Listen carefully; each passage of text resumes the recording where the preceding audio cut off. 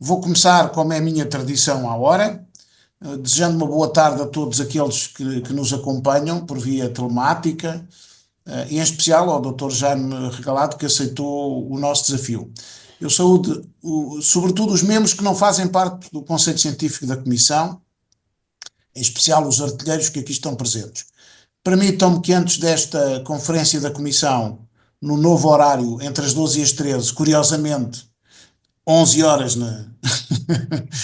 por enquanto é manhã neste momento nos Açores, mas é à tarde aqui em Lisboa, mas é uma exceção. Mas foi feito de modo a não prejudicar atividades de trabalho e de lazer em simultâneo. São as conferências que passam a ser a esta hora. Mas permitam-me que eu divulgue dois concursos que estão abertos ao público em geral. Primeiro, o Prémio de Defesa Nacional 2024, que está aberto até 30 de abril. É um prémio de 6 mil euros. Os trabalhos devem ter um mínimo de 100 páginas A4, podem ver depois no site da Comissão. O que interessa é que fomentem o estudo e a divulgação dos feitos e dos grandes vultos da nossa história. E depois também o Programa Geral de Mundo Barata, neste caso são teses de doutoramento em História Militar, para edição na coleção Obras Universitárias de História Militar. É a colaboração das edições Colibri, já temos 5 números publicados, o último dos quais da autoria do Dr. Pires de Carvalho, sobre médicos e cirurgiões do Exército Português na Guerra Peninsular. Podem consultar o site em https://cphm.defesa.gov.pt, como é normal. Teremos ainda na próxima semana o dia da Comissão Portuguesa de História Militar. Vai ser presidido pela Senhora Secretária de Estado, a doutora Ana Isabel Xavier, que acompanha em particular as nossas, eu dependo do ministro, mas ela, para além da proximidade que tenho com ela pessoal, ela gosta muito de acompanhar as nossas atividades, apesar de não ser o seu pelouro, mas desta vez, por impossibilidade do seu ministro, ela vai estar e é com muito gosto que vamos ter uma cerimónia diferente do normal, em que eu gostava muito que estivessem todos os novos membros, do qual o Jaime Regalado e mais alguns amigos que aqui estão fazem parte, porque vão receber o diploma de novos membros. Vai ser na Academia Portuguesa da História pelas 11 horas, para o qual, para além das altas entidades, compreenderão que a sala é pequena, estão convidados todos os membros do Conselho Científico e do plenário da Comissão. Se houver aqui alguém que queira estar, faça favor. É só mandar um mail para mim, que eu também certamente que arranjarei mais um ou dois lugares. Vamos então, que não façam parte, portanto, da Comissão. Vamos então ao orador desta manhã, o doutor, já desta tarde aqui, doutor Jaime Regalado, que, como sabem, vai desenvolver o tema do ferro ao bronze, primórdios da artilharia em bronze em Portugal.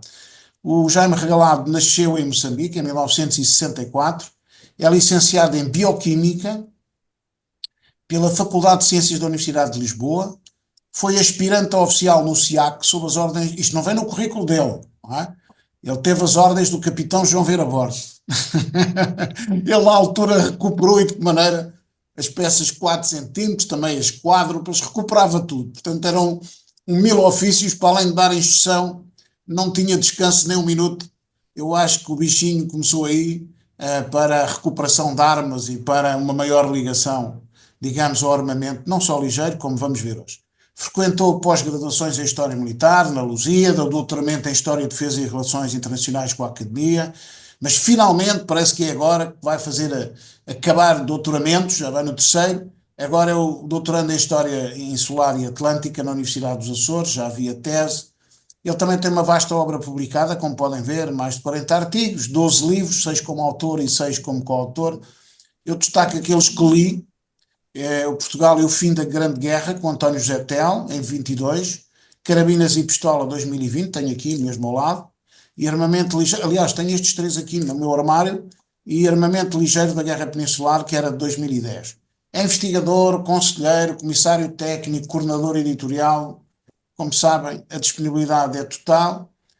Atualmente desempenha funções de gestor de coleção de armamento no Núcleo de História Militar Manuel Batista de Lima, no Museu de Angra do Heroísmo. Aconselho a visitar. É um museu maravilhoso. E é membro recente do Conselho Científico da Comissão, eleito pelos seus pares. E há uma coisa com o Jaime Regalado, que é, independentemente das amarguras da vida, que infelizmente todos ultrapassamos e que ele também ultrapassou, ele faz o que gosta, isso é que é importante. Carlos Jaime Regalado, o Zoom é seu, para a sua apresentação, somos todos olhos e somos todos ouvidos. Muito obrigado, meu general. É um prazer estar aqui e desde já agradeço o convite para poder falar sobre este assunto que me é tão grato e que tem sido ultimamente um ponto de reflexão, porque também faz parte, de alguma maneira, do meu trabalho, da tese de doutoramento. Espero estar à altura do convite que me foi dirigido, mas acredito que é mesmo com muito prazer que respondo, que foi com muito prazer que respondia positivamente a ele. Ora bem, do ferro ao bronze, é aqui um período relativamente curto do armamento, neste caso da artilharia, e que tem algumas idiosincrasias nacionais e, por isso, sinal muito interessante e às quais tive acesso, posso dizer até quase que por acaso, ou por sorte, mais precisamente. Mas é impossível falar de... Só um bocadinho que isto não está a passar. Desculpa. Está. É Já impossível não falar falar de artilharia e não falar sobre a pólvora, que é um elemento fundamental deste armamento pirobalístico. E que, sobretudo, já que estamos aqui, vamos trabalhar de alguma maneira, alguma cronologia, percebermos como e quando ela chega à Europa.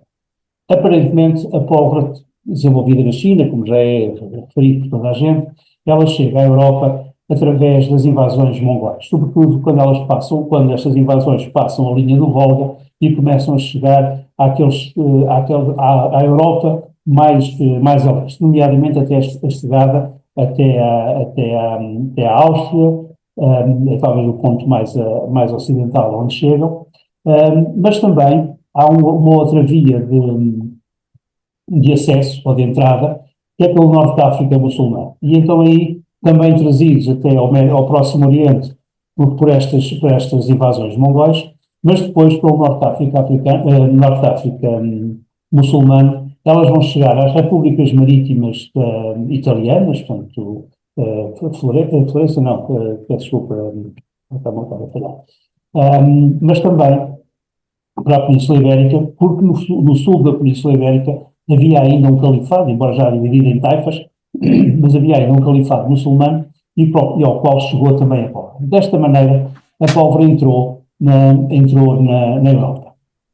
Praticamente ao mesmo tempo, e não terá sido certamente por acaso, Roger Bacon escreve 3 obras, uma delas, esta última, com o nome enorme de Secretis Operibus Artis, que é um tratado alquímico, onde aparece pela primeira vez a formulação da pólvora.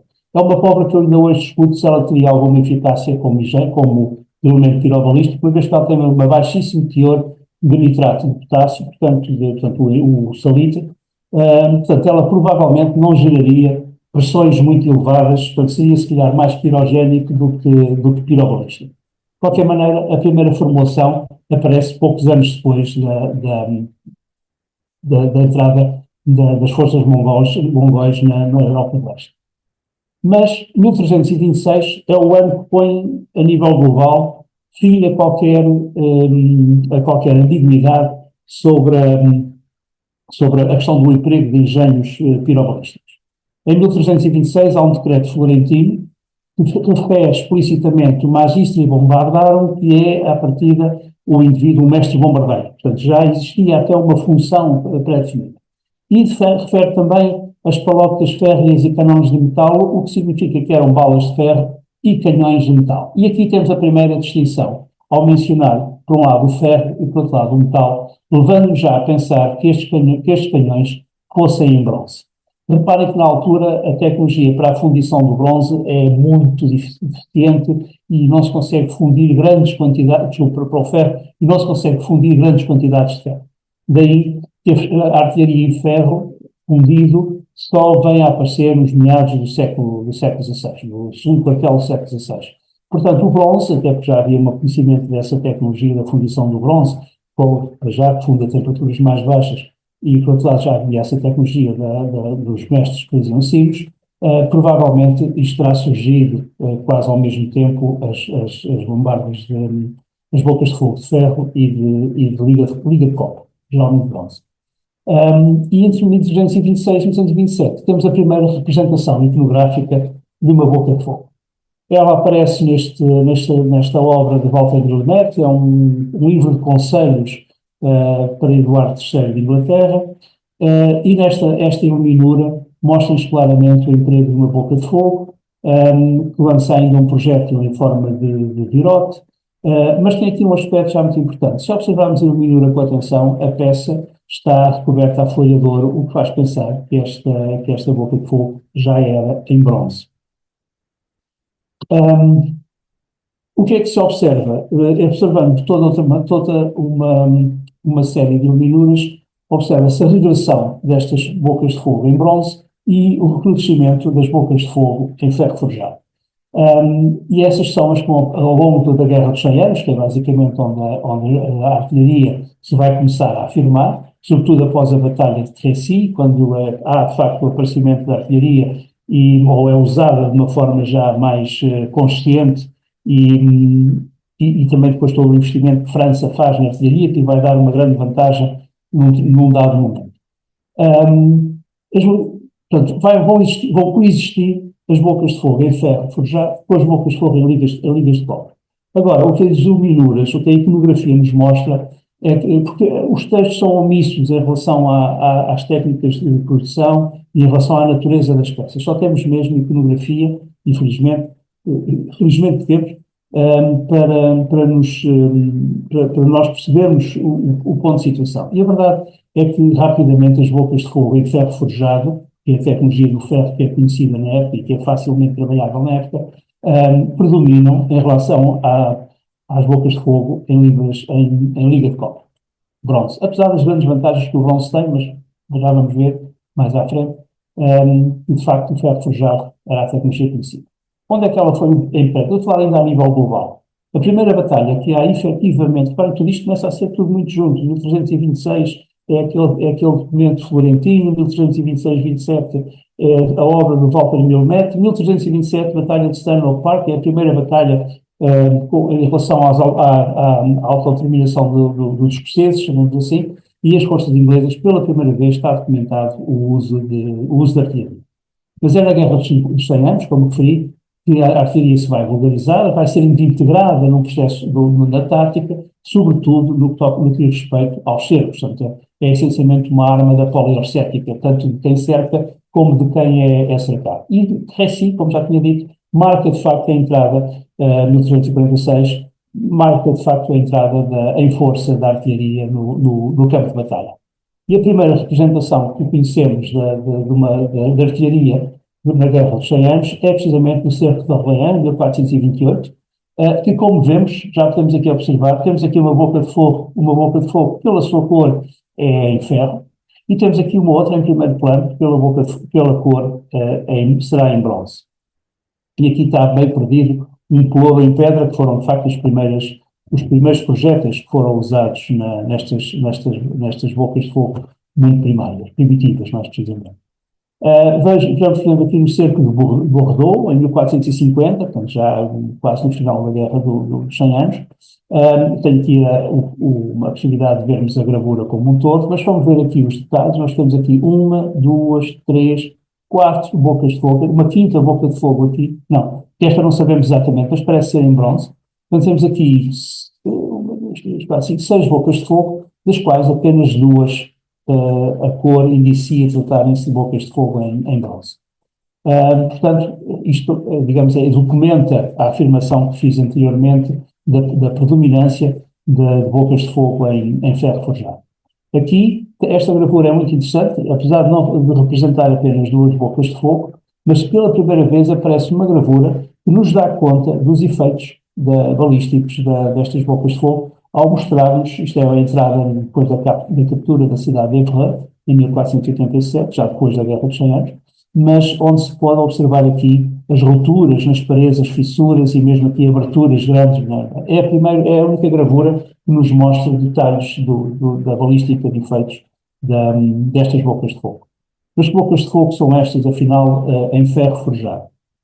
Esta bombarda de Cesare Borgia, que está numa praça em Rocca Savelli, na Praça Rocca Savelli, dá-nos uma primeira abordagem. Ora bem, não havendo a possibilidade de fazer, de fundir artilharia, o que era mais conhecido e mais fácil era a forja. E as peças, as bocas de fogo em ferro forjado são feitas batendo barras de ferro, de maneira a que elas sejam longas, não é evidente, mas que a sua secção trapezoidal não é retangular, mas é trapezoidal. De tal maneira, quando eu vou justapondo estas várias barras de ferro, tal como no arco romano, elas vão fechar um círculo. E isso vai definir a alma do cano. Depois, todas estas barras de ferro, para lhes dar coesão, vão sendo colocadas anéis de ferro transversais destas barras, ou mangas de ferro que vão abraçar todo este conjunto, dão-lhe coesão e dão-lhe resistência para poder permitir um disparo. Aqui, esta fotografia é um postal mais ou menos dos anos 20, 30. Esta é uma fotografia atual, na mesma praça, onde se pode ver que a peça, como está parcialmente destruída, dá para ver perfeitamente que é esta a técnica de construção que preside às peças de ferro forjado. Há variantes, mas isto é o conceito básico, digamos assim.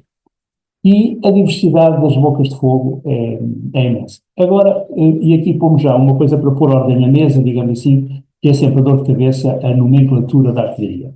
Grande parte das confusões da nomenclatura da artilharia que temos neste momento resultam dos tratados do século XVIII que resolveram classificar retrospectivamente as bocas de fogo que eram referidas no século XIV e século XV. No século XIV só há bombardas miúdas, bombardas grossas e pedreiros. E, bom, e as bombardas será alguma coisa aí no meio. Portanto, são as únicas nomenclaturas que eu encontro em documentos dessa época. Não há aqueles nomes, os falcões e os tigres, isso é mais à frente. Portanto, aqui vamos manter a nomenclatura da época. Estamos aqui perante uma bombarda miúda, portanto, pequeno calibre, mas de retrocarga. Portanto, temos lá atrás a recâmara, que parece aquela caneca que é aplicada ao cano de maneira a que possa levar ali a carga pobre, ou seja, permite uma cadência de tiro muito mais rápida.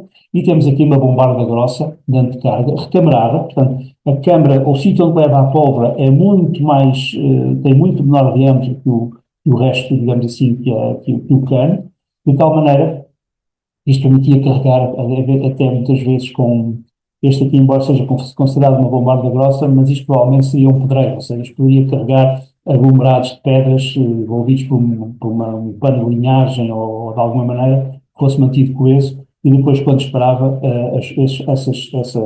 esse saco de pedras, assim, dispersava-se e iria criar uma zona, criar uma amplitude maior de zona de morte. De qualquer maneira, como vemos aqui também, esta não é tão visível, mas nesta é claramente visível as barras de ferro que definem a alma do cano e depois as argolas estruturadas. Da mesma maneira, aqui já uma bombarda morteiro, bem mais pequenos, mas a mesma tecnologia de cabelo. Portanto, são estas peças de ferro forjado que estão a presidir a artilharia na maior parte dos cercos na Europa. Em Portugal. Bom, Portugal segue um caminho com algum desfazamento no tempo. O primeiro contacto de forças portuguesas com artilharia, não é a artilharia portuguesa, é a artilharia castelhana, mas é na Primeira Guerra Fernandina, quando um conjunto de tropas vai apoiar, não lembro do nome, mas que vai apoiar um pretendente ao trono de Castela, no cerco de Cidade Rodriga, em 1370. Fernão Lopes refere-se a essa força e ao que ela observa como engenhos e trons e força de besteria. O facto de ter aqui a referência à besteria define melhor os engenhos e trons, porque os trons geralmente são sempre armas pirobalísticas. Às vezes falam-se em outros engenhos que parecem ser pirobalísticos, mas na verdade são engenhos ainda neurobalísticos.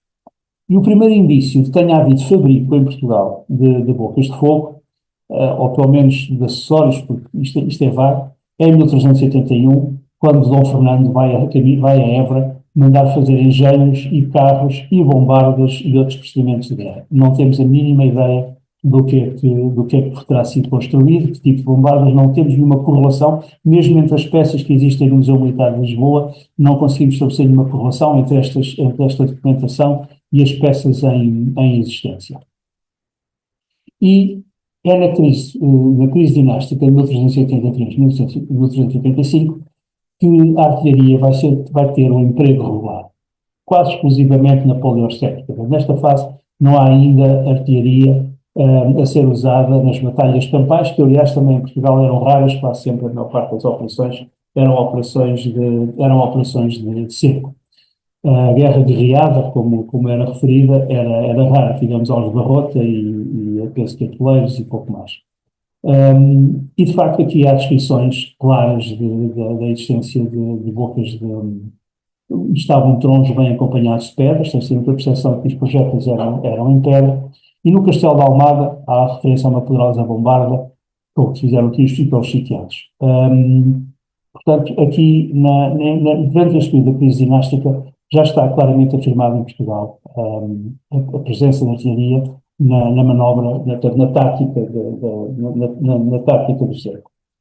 Esta é uma iluminura da crónica de Froissart, ilustra o cerco de Lisboa, ou Almada, embora isto seja referido como sendo o cerco de Almada, mas esta cidade que nós vemos aqui ao fundo é demasiado grande para ser Almada, mesmo esta representação aqui da Sé, tudo isto aqui faz pensar que seja Lisboa, e vemos aqui várias bombardas grossas e montadas em reparos com rodados, e todas elas em ferro. Portanto, o que vai começando a observar é que o bronze tem aquele surgimento inicial e depois o ferro vai ganhando, talvez pelo preço e pela tecnologia de ser forjado, talvez tenham projetado melhor a sua presença no campo de batalha.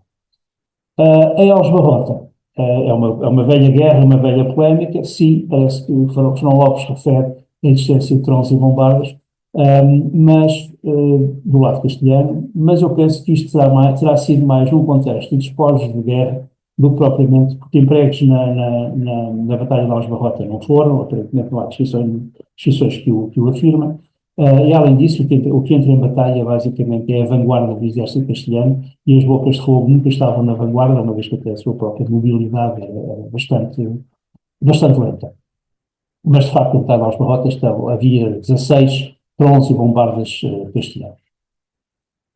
Assim, a artilharia balística torna-se obviamente fundamental na arte da guerra particular, em Portugal, sobretudo na questão na poliorcética. E vão intensificar esta presença da artilharia na arte da guerra portuguesa. Em primeiro lugar, as relações com o Ducado de Borgonha. É de onde vem a maior parte das inovações tecnológicas neste momento do ferro forjado, da artilharia de ferro forjado, mas também da pólvora. É muito importante uma inovação que vem do Ducado de Borgonha, que é a pólvora granulada, porque a pólvora preta, como sabem, é uma mistura, não é um composto químico. Portanto, tem o carvão, tem o enxofre e tem o salitre. E quando estes três elementos, que têm densidades diferentes, estão dentro de um barril, e esse barril é roubado e é movido de um lado para o outro, estes componentes têm tendência a separar-se pelas suas diferentes densidades. E a partir do momento em que temos estes componentes separados, a pólvora deixa de funcionar, deixa de ter a vivacidade necessária. Então, no Ducado da Borgonha começa a fazer-se o que mais tarde vai ser chamado o encasque da pólvora. Não é mais do que fazer a mistura da pólvora em meio úmido, portanto com água misturada. Depois aqui são feitos uns pequenos bolos, e esses bolos são secos ao sol, e depois é novamente esmagado. Então vamos ter pequenos grãos de pólvora que contêm os três componentes sempre juntos e que mantêm a vivacidade da pólvora por muito mais tempo e mais resistente aos transportes. Isto é uma parte para explicar o que é que veio do Ducado de Borgonha, que veio enviar inovações muito, muito importantes. Em 1435 já está criado o cargo do mestre dos nossos trons, criado por Dom Duarte. Entre 38 e 1981, portanto, todo o reinado, ao fim e ao cabo, de Alfonso V, vamos encontrar várias cartas de doação, vedorias de artilharia, privilégios concedidos a artilheiros. Portanto, há todo um chamar ao reino do conhecimento internacional e do que melhor se fazia internacionalmente. E por fim, em 1446 é criado já no reinado de Dom João II, não, desculpe, ainda é reinado de Afonso V, é criado o cargo de Douro-Mor da artilharia, e em 49 é promulgado o respectivo regimento. Portanto, definitivamente as coisas transformam-se para o emprego da artilharia. Um dos casos, portanto, uma das coisas que Dom João II promove é a distribuição pelo reino de tercenas, de fundições, de forjas, de capacidade para criar também reparos, portanto, oficinas de carpintaria e tudo mais. O caso que estamos aqui a ver é a bombarda de Pinhel. As bombardas de Pinhel são duas. Esta estava na altura no Parque da Trincheira, agora tem um espaço museológico dedicado, está em bom estado. Esta outra, durante o período da Guerra Civil, foi tentado obter o ferro para fazer baionetas, mas este ferro forjado é intratável de se trabalhar, mas permite-nos ver como é que era a construção. E cá estão as ditas barras de ferro, depois estruturadas pelos anéis. Neste caso, os anéis estão todos encostados uns aos outros. E a verdade é que as bocas de fogo em ferro, contrariamente ao que há algum tempo se dizia, que as bocas de fogo em ferro vinham do estrangeiro porque havia pouca capacidade para trabalhar o ferro. Há pouco ferro em Portugal, não é de grande qualidade, mas o ferro podia ser importado e, de facto, houve fabrico de bocas de fogo. Chamo a atenção para duas bocas de fogo que estão no Museu Militar de Lisboa, o Touro e a Maria, e a peça de Nastrim, que está em Goa. Eles podem ter cerca de 1510 e podem ver a dimensão da boca de fogo. Ela inicialmente não tinha munhões, estes munhões foram adicionados posteriormente, juntamente com esta banda. Então era uma peça que toda ela sem reforços, com uma única bolada, e tinha estes arganeiros para o seu transporte e fixação. Mas de facto Portugal consegue ter já uma certa proficiência no fabrico de bocas de fogo em ferro forjado.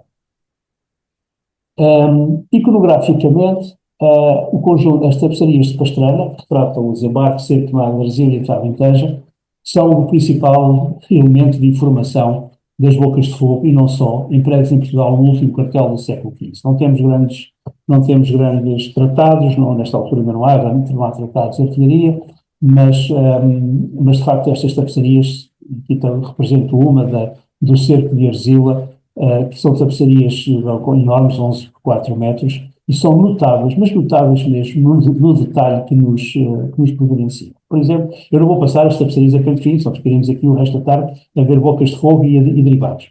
Mas, sempre, isto é uma boca de fogo em ferro, sem dúvida alguma, protegida por um mantelete. Portanto, este mantelete descia, permitia aos artilheiros fazer a carga da peça sem estarem expostos, e depois, quando era para disparar, este mantelete basculava e abria e expunha a boca de fogo, e ela podia disparar. Aqui temos dois detalhes que eu considero deliciosos. Como podem ver, na mão deste artilheiro, para chegar fogo ao ouvido da peça, ele tem um ferro em brasa. Portanto, isto permite que nem o vento, nem a chuva tornem uma mecha inoperacional. Portanto, com o ferro em brasa, conseguia sempre inflamar a pólvora. E depois veja só outro detalhe. As manoplas e os braços deste artilheiro não são em ferro, conforme são aqui as ombreiras, mas são em latão. Isto para não produzir faísca, repare que é esta e aquela mão, de modo a não produzir faísca que pudesse produzir uma inflamação inadvertida da pólvora. Portanto, estas gravuras são de um detalhe fenomenal. Aqui vemos outra peça muito curiosa, também protegida por um mantelete, que é uma peça geminada, como na época eram chamadas. Estas peças geminadas não têm nenhuma vantagem em termos da cadência de tiro. A vantagem que elas tinham era que, como estas peças não são ainda muito precisas e como tinham recuos grandes que as moviam de sítio e não tinham aparelhos de pontaria, o que é que acontece? Fazia-se um tiro e a pólvora também não era assim tão consistente quanto isso, o tiro. Fazia-se um tiro, o projétil batia na muralha e depois quando se fazia o segundo tiro não batia no mesmo sítio, ia bater longe e, portanto, tornava o processo de derrubar a muralha muito mais demoroso, porque os tiros não eram todos concentrados num ponto. E então estas bocas de fogo geminadas permitiam fazer 2 disparos, de tal maneira que os 2 projéteis batessem na muralha muito próximo um do outro. Portanto, e aumentava assim o efeito balístico terminal. Nesta outra gravura, também mais uma boca de fogo em ferro forjado, com os anéis, portanto, sem dúvida alguma. Ainda vemos aqui, esta gravura ainda nos presenteia também com um indivíduo a disparar uma colubrina ou uma pequena primórdios de uma espingarda, confunde-se um bocadinho com as trombetas e tal, mas a verdade, este está a disparar uma espingarda e este está a disparar um canhão de mão, chega a chamar assim, tem várias, as nomenclaturas não são muito não são muito homogéneas nesta altura. Mas estas gravuras, como podem ver, estão plenas de pormenores. E aqui a peça, digamos assim, que nos leva, que de certa maneira deu o mote a esta pequena conferência, ou pequena conversa, que é a primeira representação iconográfica que temos de uma boca de fogo em bronze. E não há dúvida, se compararmos aqui até com as trombetas e tudo mais, isto não é o metal preto que vimos até aqui nas outras bocas de fogo, é uma boca de fogo em bronze. E esta é a primeira representação iconográfica portuguesa. Não sabemos se a peça é de fabrico nacional ou se foi importada, mas é a primeira vez que sabemos da existência de uma boca de fogo em bronze em Portugal. Agora vem os tais documentos, que são interessantíssimos, até porque eles foram descobertos por acaso, ao ler os seus Viterbo, em que, no Monopólio da Cortiça, um pequeno ensaio que o Sousa Viterbo escreve, penso que é na revista Ocidente, ele refere o contrato com o Martim Leme de um privilégio exclusivo por 10 anos para comprar toda a cortiça do reino e exportar para o estrangeiro para trocar por cobre. Ou seja, Dom Afonso V exige o monopólio da cortiça para obter cobre, portanto tinha boa aceitação, sobretudo na Inglaterra e no norte da Europa, para obter o cobre que precisava. Eu vou estimar aqui em 1474 que isto tenha acontecido, o documento não tem data. Isto porquê? Porque este privilégio tem 10 anos. E em 1484 vamos encontrar um outro documento, a Carta Régia de Dom João II, ou seja, expira os 10 anos, é esta a minha construção lógica para dizer que terá sido 1474, expira os 10 anos do monopólio e, como é evidente, todo o pessoal comercial que produzia cortiça quer o fim do monopólio. E então Dom João II, portanto, apresenta uma petição e Dom João II emite uma carta régia, onde diz que a necessidade da coroa ficar com o monopólio. E a necessidade é muito clara. Precisa haver 1.500 ou 2.000 quintais de cobre para algumas artilharias que mandamos fazer. Portanto, era necessário cobre para se produzir artilharia de bronze em Portugal. E aqui já temos, se as especialistas pastrana apenas diziam que se utilizava artilharia em bronze, estes documentos já nos dizem que em 1474, e provavelmente até bastante antes, em 74, provavelmente, já se fabricava artilharia em bronze em Portugal. Um outro documento, pouco depois, no fundo é um reforço do primeiro, mas é um texto, dá-me a ideia que aquele foi uma resposta imediata à solicitação para levantar o monopólio, e isto é uma carta régia muito mais detalhada, que explica muito mais coisas e que continua a reforçar, porque estamos em grande necessidade do dito cobre para muitos tiros de fogo e muitas artilharias que poderiam estar previstos para a defesa do reino. Portanto, não há dúvida que há aqui uma preocupação. Nós estanho temos, aliás, desde os romanos e fenícios que sabemos que o nosso estanho é conhecido, mas cobre não era, mais tarde, assim, a outras profundidades vai-se encontrar, mas não era tão fácil de recolher e então era adquirido, e a cortiça parece ter sido a moeda de troca para obter este cobre. E como tal, o monopólio vai se estender por muitos mais anos, não sei quando é que termina, mas claramente excede os 10 anos inicialmente previstos por Dom Afonso V. E com isto, basicamente a ideia que eu queria trazer era esta situação de Portugal em 1474, portanto, em 71 aparece a primeira representação iconográfica, em 74 temos alguns documentos que provam a produção de artilharia em bronze. E assim temos, fazendo uma síntese, acho que o tempo já está a terminar, ou a terminar, em termos conclusivos, temos portanto, as guerras fernandinas ao primeiro contacto com engenhos pirobalísticos, e iniciar a produção em 81, durante a conflitualidade da crise dinástica de 83 e 85, o uso de artilharia já está perfeitamente instalado.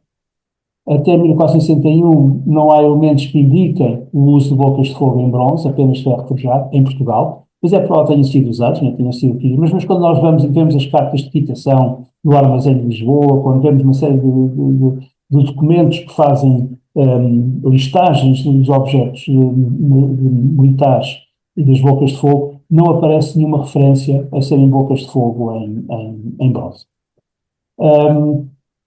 As bocas de fogo de ferro forjado tanto foram adquiridas internacionalmente, principalmente em Inglaterra e Flandres, como foram fabricadas em terceiros em vários locais do reino, era algo que até há bem pouco tempo era dito com muito cuidado, porque se achava que na prática era tudo comprado. Um, e em 1471, como digo, surgem os primeiros indícios documentais e etnográficos da literatura castelhana quanto ao emprego de bocas de fogo em bronze e o seu fabrico no reino. Iniciou-se com neste momento, 1471 ou 74, e iniciou-se o fabrico de artilharia em bronze em Portugal. E este fabrico de artilharia em bronze vai ser uma das...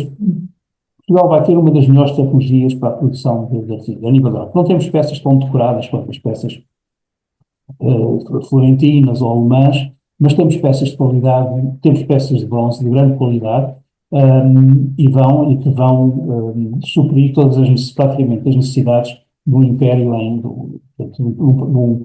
do poder em expansão.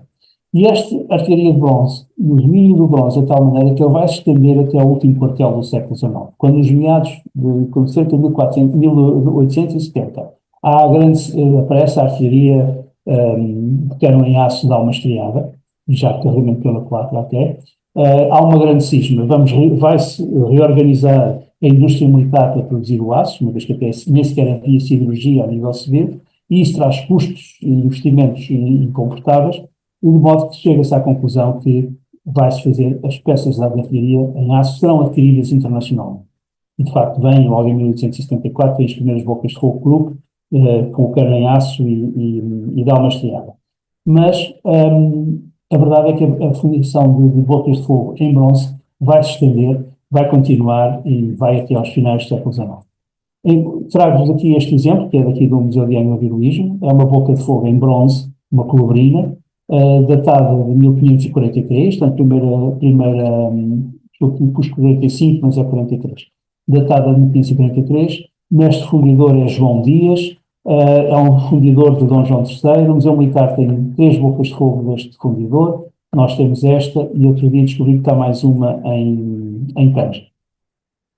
E isto era o nível a que se chegou logo no início do seu. Estávamos a falar em 1471 com a possibilidade de se fazer ou não, mas em 1545, portanto cerca de 50 anos depois, já se estão a produzir peças desta dimensão, 4 metros de comprimento nesta altura.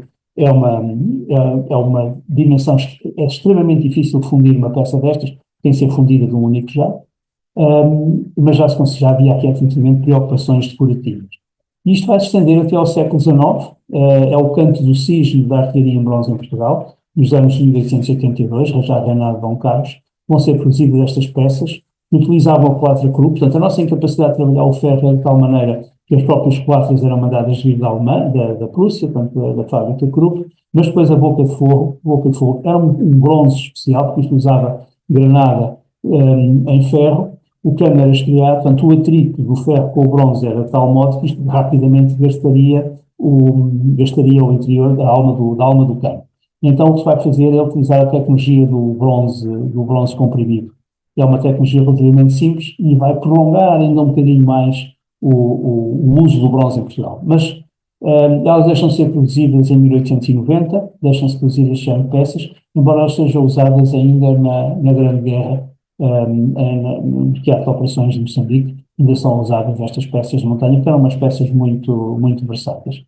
E pronto, de facto, Portugal vai ter uma mestria muito grande na produção da artilharia em bronze e vai prolongá-la no tempo, porque ao fim e ao cabo era a tecnologia que dominava e foi alguma resistência, digamos assim, à entrada da tecnologia do aço, que efetivamente Portugal não dominava nem tinha condições de vir a dominar.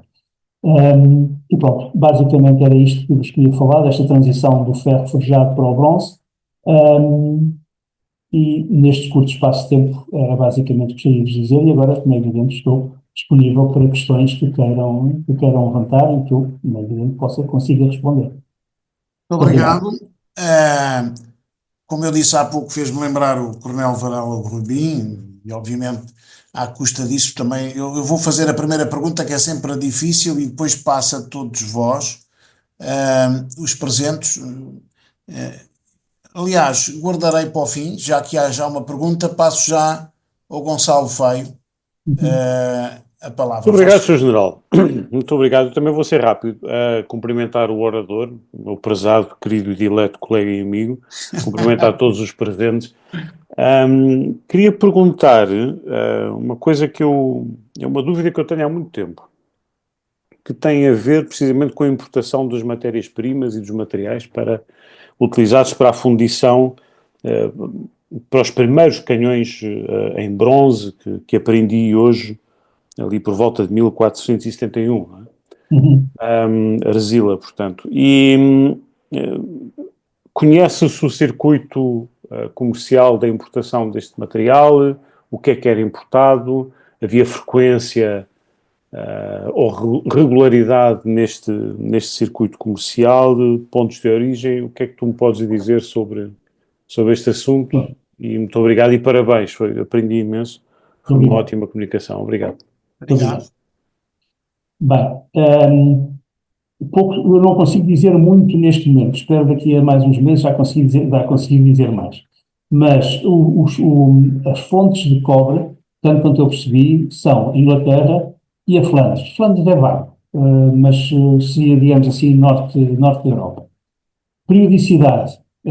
Repara, quando eles fazem uma aquisição de 1.500 a 2.000 quintais, estamos a falar de uma quantidade apreciável de cobre. Embora o cobre seja um metal denso e volumetricamente pode não ser assim tanto.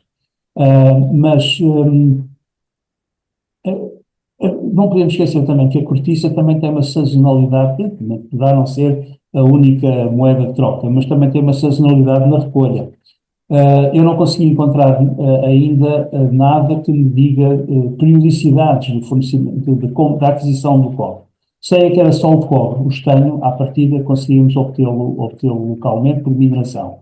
Mas não sei, não consigo responder a mais do que isto. Não tenho periodicidades, nem quantidades, portanto isto é uma descoberta relativamente recente, que agora é a ponta do fio, tenho que começar a puxar, como é evidente. Obrigado. Pedro Soares Branco, faz favor. Bom dia a todos.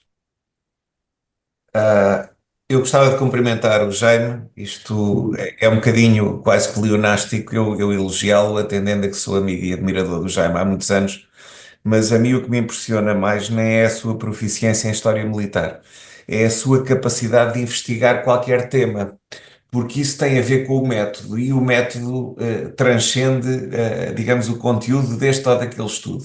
Portanto, muitos parabéns, Jaime. Eu acho que, efetivamente, eu aprendi também imenso. No meu caso, não é de estranhar, porque não sabia nada disto, continuo a saber muito pouco, mas garantidamente mais do que sabia.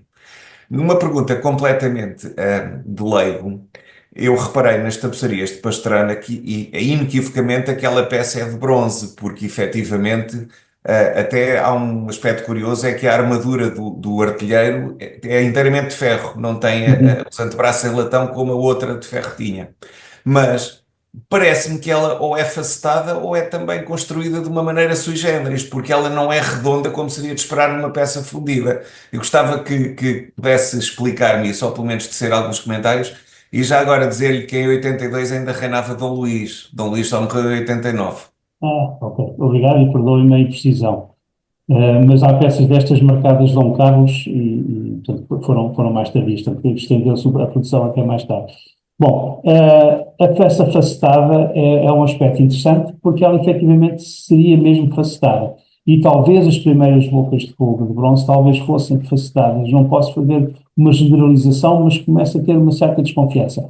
Há um relato, penso que até do Coronel Valdez dos Santos, onde ele refere que numa busca que fez encontrou um documento que mencionava uma peça facetada e quando ele vai ao norte da África, uma das antigas praças portuguesas, ele vai à procura de uma peça facetada, reconhecem que sim, estava lá, mas tinha passado para o palácio do rei de Marrocos e já não estava ali. E, portanto, ou seja, esta questão das peças uma secção exterior poligonal não é de todo estranha, seriam se calhar uma boa quantidade, e lembro, por exemplo, que França até 1515, 16 desenvolve peças de bocas de fogo, não são só peças, desenvolve bocas de fogo, onde a estrutura, o que vai dar estrutura ao comprimento do cano é precisamente os ângulos da facetagem, quase como uma clinagem para dar estrutura, e vamos ter o reinado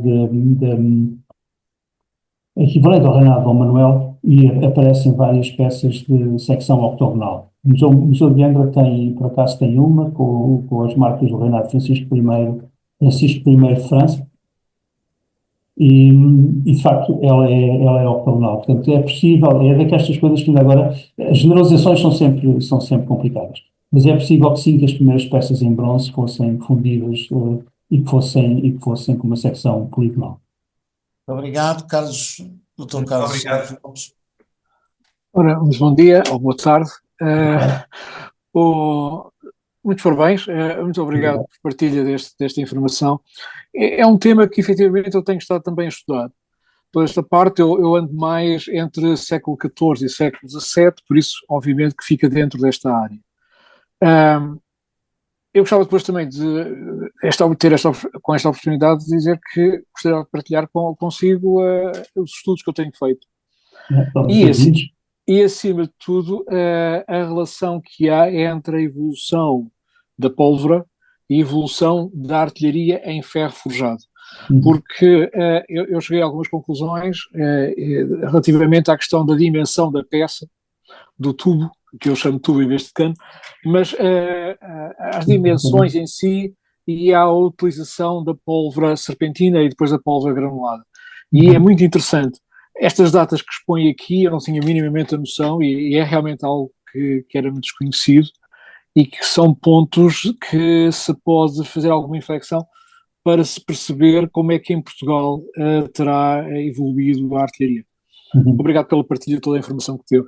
Se me permite só acrescentar uma coisa, é muito interessante porque é evidente que a passagem da pólvora serpentina à pólvora granulada vai condicionar a construção das bocas de fogo em ferro forjado, mas ela vai ser muito mais sentida e vai sempre mais evidente nas armas de fogo ligeiras, nas primeiras espingardas, chamamos assim. Aliás, uma conferência que foi aqui apresentada por um indivíduo que também fez uma conferência aqui talvez já há um ano ou dois, fez uma tese de mestrado sobre os espingardeiros na campanha, na batalha em Tanja, e de facto, dada a grande quantidade de pólvora que é usada na boca de fogo, não é tão crítica a questão da granulagem. Numa espingarda que usa uma quantidade de pólvora incomparavelmente pequena, a não granulagem e a diminuição da vivacidade da pólvora que a não granulagem provoca vai fazer uma diferença imensa. Daí que as próprias espingardas ou as armas de fogo ligeiras só começam a entrar, elas já existiam antes, mas só começam a ter importância e realmente a fazer diferença no campo de batalha depois da pólvora granulada. Enquanto a artilharia, mesmo com a pólvora serpentina, já funcionava. Obrigado. Sim. Pronto, era só para agradecer também. Muito obrigado. Eu tinha só aqui uma questão, tinha várias, mas uma delas tem a ver com o artilheiro, obviamente. No mesmo tempo, a questão do custo, e obviamente do bronze era certamente já maior, mas também eu gostava de saber era se havia uma diferença na eficácia, na eficiência não sei, mas na eficácia das duas bocas de fogo, com ferro forjado ou com bronze. Uma segunda questão tem a ver com aquilo que nós aprendemos como um dos expoentes máximos das plataformas de artilharia naval da época dos descobrimentos, que o Varela Rubim falava muito, falava no galeão Botafogo, nunca mais me esqueço, porque é uma expressão que nós não esquecemos. Eu julgo que foi no século XVI, à volta disso, deve ter sido 1530 e tal, que era um navio que tinha 300 e tal bocas de fogo de bronze, que lhe dava um poder de fogo tal que ficou conhecido exatamente o Botafogo. Portanto, a questão que coloco é que eu não tenho a certeza se neste período histórico, se a artilharia que era usada nestas peças era fundamentalmente de bronze, ou se era só o galeão Botafogo que tinha esta especificidade, não tenho a noção. Bom, em relação a essa questão, ou a estas duas questões, a resposta não é assim, não é linear. A peça de fogo, as bocas de fogo em ferro forjado são naturalmente mais económicas, mais baratas, de produção mais barata do que a peça de fogo em bronze.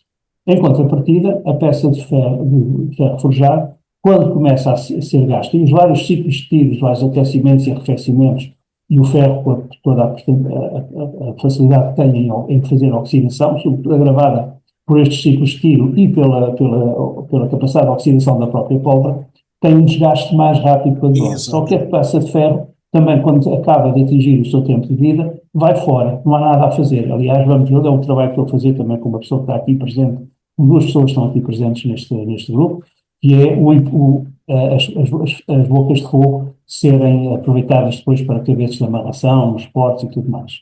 Enquanto que o bronze é refundido e fazem-se novas bocas de fogo. Isso pode explicar porque é que hoje, num determinado período, há bocas de fogo em ferro ainda hoje e não há de bronze, porque provavelmente foram fundidas e foram reaproveitadas. Portanto, digamos, isto vai-nos mascarar face às peças em existência hoje. Esta reutilização do bronze vai-nos mascarar os resultados, vai-nos dizer que nunca houve peças em bronze.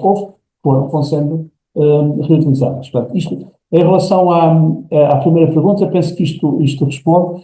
Quanto à eficácia, assim, a boca de fogo em bronze tem logo à partida uma coisa, tem muito mais elasticidade e, como tal, resiliência e vai durar mais e vai manter as suas características balísticas Muito bem.